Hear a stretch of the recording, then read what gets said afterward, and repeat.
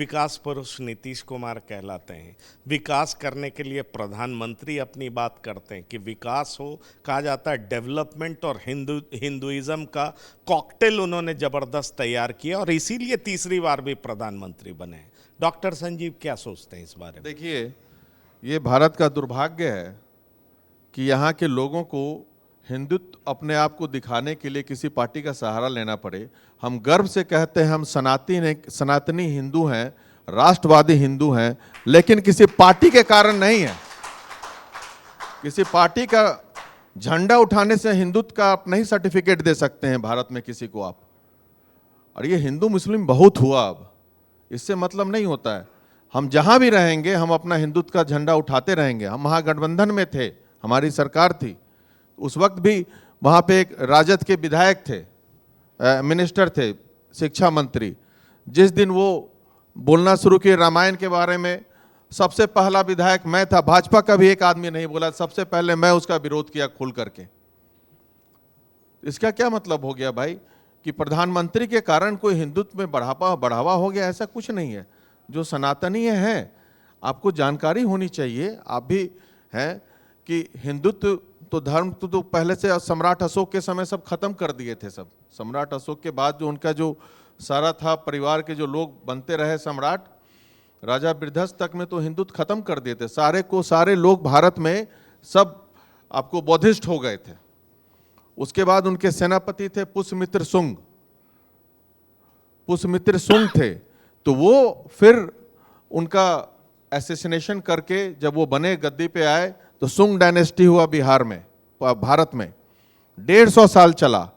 वही पुष्यमित्र शुंग और उनका बेटा अग्निमित्र शुंग फिर से सनातन धर्म को बढ़ाया है। उस वक्त से चल करके पृथ्वीराज चौहान तक वो अच्छे से रहा। उसके बाद फिर मुगल आया तो फिर धीरे धीरे डाउन हुआ।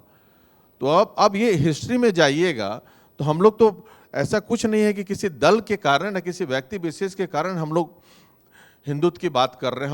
हम लोग सनातनी हैं, गर्व से कहते हैं सनातनी हैं, और किसी दल में रहेंगे अपने सनातन धर्म की बात जम के करते हैं, करते रहेंगे।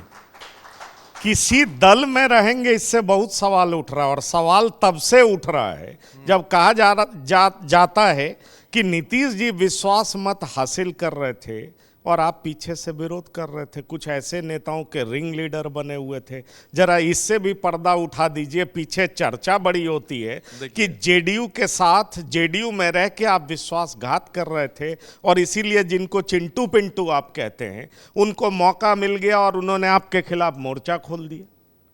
देखिए, शेर के खिलाफ गीदड़ कितने भी एकजुट हो जाएंगे वो मोर्चा नहीं खोल सकते। आप शेर हैं या अभिमन्यु बन गए? हम सम्राट हैं। चौधरी की भी टेढ़ी नजर, चिराग पासवान की भी टेढ़ी नजर, जिनको आप चिंटू पिंटू कहते हैं उनकी भी टेढ़ी नजर। अकेले डॉक्टर संजीव किस किस से लड़ेंगे? देखिए, जब जनता मेरे साथ है ना तो हम किसी से लड़ेंगे एकदम जम करके। और अब आने वाला चुनाव बता देगा क्या रिजल्ट आता है। जिनको जो करना है कर लें। आंखों में अरमान लिए मंजिल को अपना मान लिए। अब मुश्किल क्या आसान क्या, जब ठान लिए तो ठान लिए। तो इसमें कोई इशू नहीं है। हम लोग एकदम रेडी हैं, हर चीज़ के लिए रेडी हैं। हमारे साथ जितने हैं पर्वता के लोग हमारे साथ हैं, हर चीज़ के लिए रेडी। और बिहार में जो जितना का आपने नाम लिया, तो मैं तो बोलता हूँ आओ देखें जरा किसमें कितना है दम। पर्वता आइए, अपना दमखम दिखाइए, तब फिर हम मानेंगे।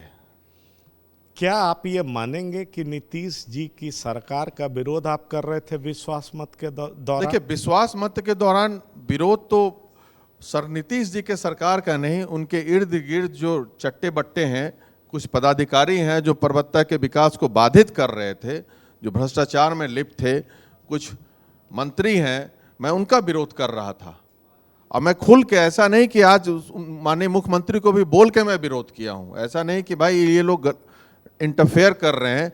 फॉर एग्जांपल, अगवानी सुल्तानगंज पुल का तो आप सुने ही होंगे, गंगा पे बन रहा है। मेरे पिताजी श्री आर.एन. सिंह साहब आग्रह किए थे माननीय मुख्यमंत्री से कि यहाँ पे पुल दीजिए, ये बहुत बड़ा सपना है लोगों का, पूर्वजों का, ये पुल बने, तो वो दिए थे। और 11 साल से निर्माणाधीन है। 3 बार उसमें वो गिर चुका है, धराशायी हुआ। पहली बार गिरा तो लोग मुझे बताए कि भाई ये टेक्निकल इशू है, इंजीनियर से बताए कि स्ट्रेचिंग में वायर केबलिंग के वो गिर गया। दूसरी बार अपने गिर गया। तो मैं उसके बाद में जब पता किया तो मैं बोला विधानसभा में, माननीय मुख्यमंत्री भी थे, कि सर फिर से ये गिरेगा, मुझे इन्फॉर्मेशन मिला है कि फिर से ये गिरेगा। 1 महीने बाद वो पुल गिर गया, याद है ना आपको भी ये चीज। तो उसके बाद जैसे गिरा तो मैं अपने फॉर्म में आया। उस वक्त प्रत्यय अमृत थे उसके सेक्रेटरी ACS। उनको मैं बोला था कि पुल गिरेगा, इसमें डिजाइन में फॉल्ट है और बैड क्वालिटी ऑफ वर्क किया गया है इसमें। उनको मैं फोटो दिखाया तो कुछ पिलर को वो तुरवाए भी, उनको लग गया मैं उस पर लगा हुआ हूँ।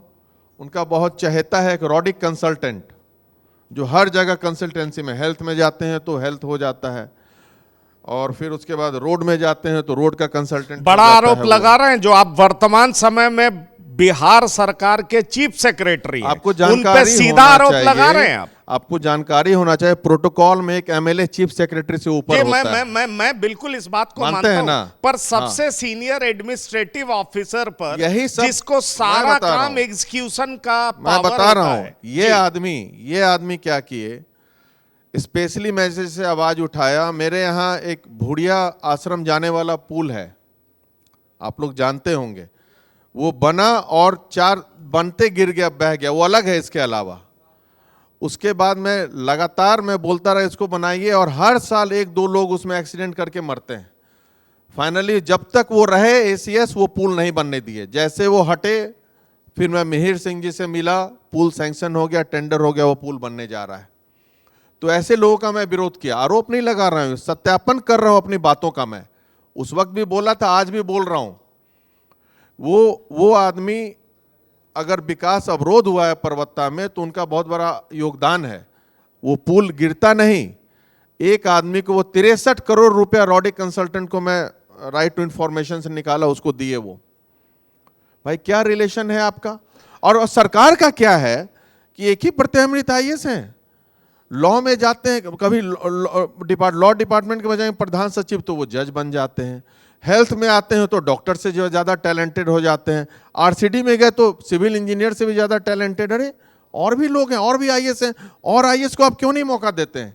एक ही पे क्यों इतना लोड दिए हुए हैं? कुछ तो कारण है।